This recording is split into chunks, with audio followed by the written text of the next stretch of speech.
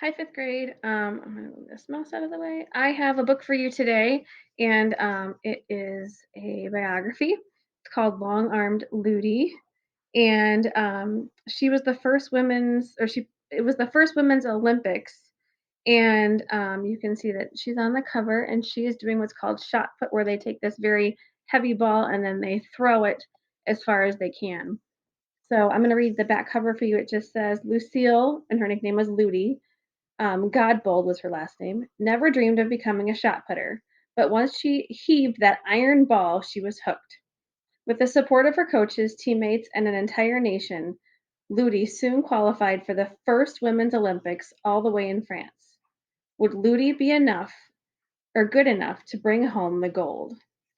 So you can see her throwing. They have to stand on inside this ring, and they can you'll see them turn and turn and turn, and then they launched it the shot put. So all right, so let's get into the book.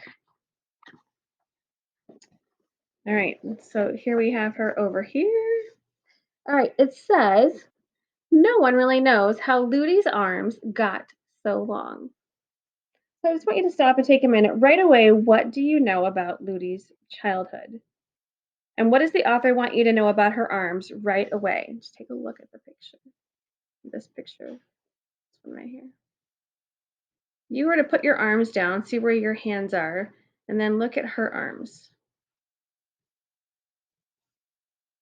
Maybe too much tug of warring with the dogs? Maybe too much hauling water to the hogs. Look out below! Or maybe too much swinging from the tree branches with all her sisters and brothers hanging on. Come to think of it, maybe that's what made Ludi's arms so strong.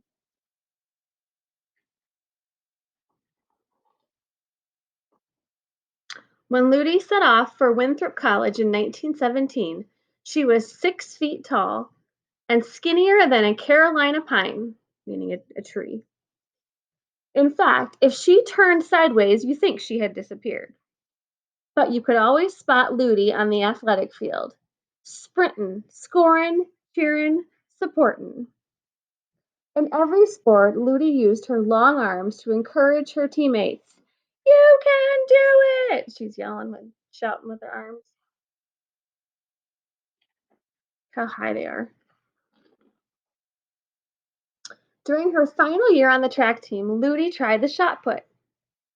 Give it a ride, urged Coach Bartlett. Ludi scooped up the heavy iron ball and placed it in between her fingers. She bent her knees, pushed her long arm upward, and released. The ball soared. Sorry, I'm trying to get this here. Soared across the sky. Her throw, and I love how they give this comparison, her throw was almost as long as 3 automobiles. Thundering cannonballs! Unbelievable! And the other person is speechless.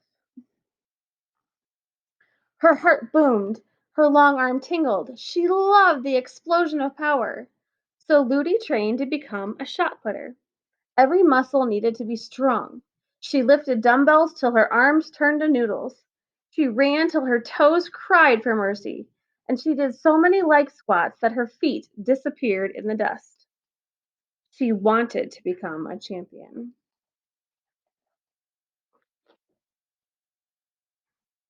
All that lifting and running and squatting paid off. I want you to stop reading this for a second and think about in that sentence. I'll read it again. Why did the author drop the G instead of saying lifting, running, squatting? Why would the author have dropped the G? So again, listen if you can. All that lifting and running and squatting paid off.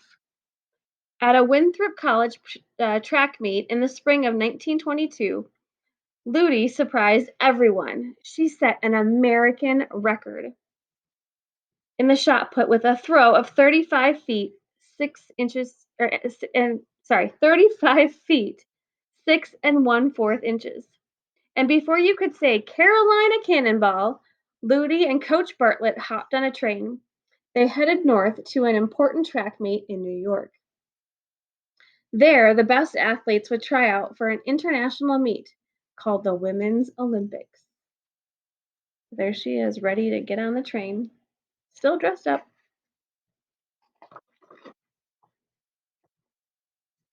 Even notice what she's wearing because it was way back then. And here's the ring that she's in. They can't go farther. If they go out of here, they're disqualified. When they arrived at the tryout meet, more than 100 women were running and jumping and throwing. Ludi eyed the muscular shot putters. Did she even have a chance? Give it a ride, urged Coach Bartlett. Ludi placed the iron ball between her fingers. She focused, pushed, released. The officials measured. The announcer boomed, 35 feet 11 inches. Miss Lucille Godbold has set a new American record. Coach Bartlett flung her clipboard into the clouds. You won, she cried. You're headed to the Women's Olympics in Paris, France. Ludi whooped. Ooh la la. Look at this guy. He says, Cloud busting cantaloupes. Can't believe it. She broke her own record. So I want you to think about the exclamations that they used and the voice that the author wants us to see here.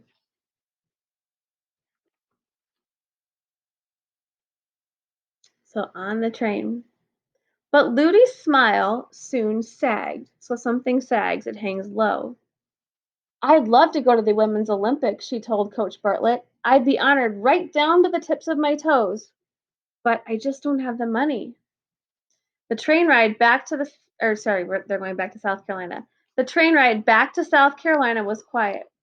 When they arrived at Winthrop College, nearly 1,300 women welcomed Ludi home, cheering and stomping until the floor sprouted splinters. So if you see this picture, you can see, sorry for the glare, you can see as she arrived, all of these women are there to support her. Ludi was stunned. She couldn't bear to tell them the bad news, so she pushed out a smile and kept on training. More lifting, more running, more squatting, more putting. Sweat dribbled down Ludi's ankles and into her shoes. More than anything, she wanted to go to the Olympics. But how could she come up with the money? It would be impossible. Ludi cradled the iron ball in her hands. It felt as heavy as the world, maybe even heavier. But Ludi hung on. So, readers, I want you to think about when the writer wrote, it felt as heavy as the world. How was Ludi feeling?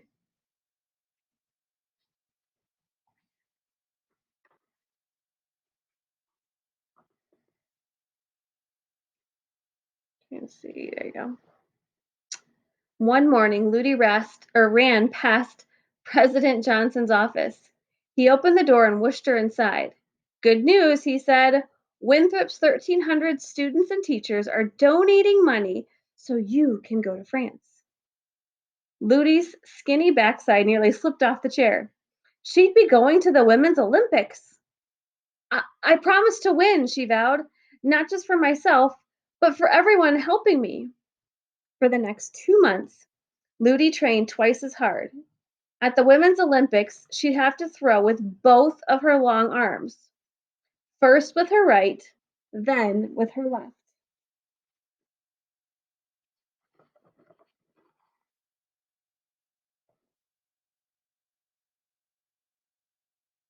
Sorry. On August 1st, Ludi climbed the gangplank of the Aquitania for the 6-day voyage to France. She shook hands with her new coach, Dr. Stewart. Would he be strict? She smiled at her new teammates.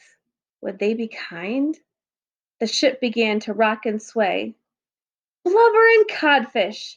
She'd have to train on board. More lifting, more running, more squatting, more putting. Ludi only fed one to the fish. So she's throwing it. I don't know if you can see this, but it says, look out below. So she was practicing and only one fell in the water. When Ludi and her new friends reached Paris, ooh la la. Every morning they practiced for 2 hours, but in the afternoons and evenings they opened their eyes to the world, the battlefields, Versailles, the Louvre. The pastry shop smelled like heaven, but Dr. Stewart only allowed them to drool, so they weren't allowed to ending up tasting any of that. They could see it. The night before the Women's Olympics, Ludi lay awake in bed. The moon, round and shiny, stared through her window. Ludi stared back. Was she good enough to win? And even notice the colors on this page. What do you think? Do you think she's good enough to win?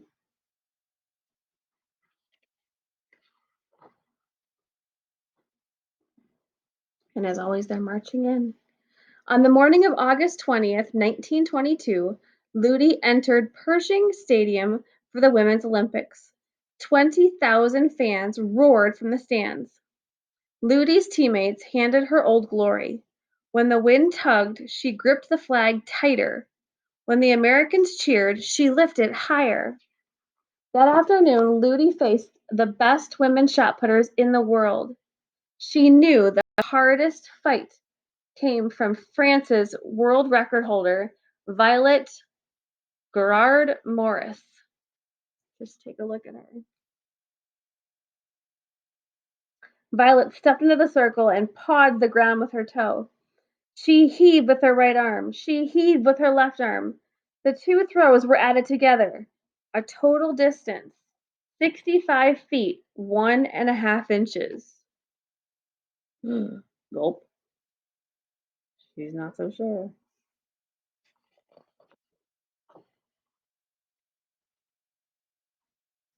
Ludi's long arms wobbled like French custard. How could she beat that throw? Then she heard Dr. Stewart holler, "Now, Ludi, you show 'em what you can do." Ludi thought of Coach Bartlett and her 1,300 friends at college. She thought of her family back home. "Give it a ride," she whispered to herself. She placed the iron ball between the fingers of her right hand.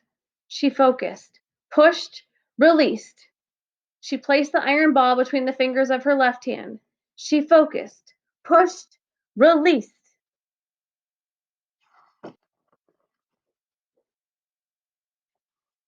Total distance 66 feet, 4 1/8 inches, cried the official. Miss Lucille Godbold of the United States is the winner. The American flag shot up the pole. The band blasted the Star Spangled Banner twice. Ludi's heart swelled. Tears leaped from her cheekbones and bounced off the curve of her smile. She had set a new world record.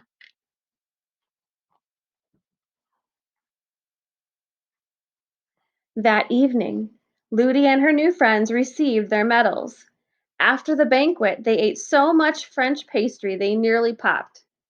Lucy wanted to wrap her long, strong arms around every person who had helped her compete at the Women's Olympics.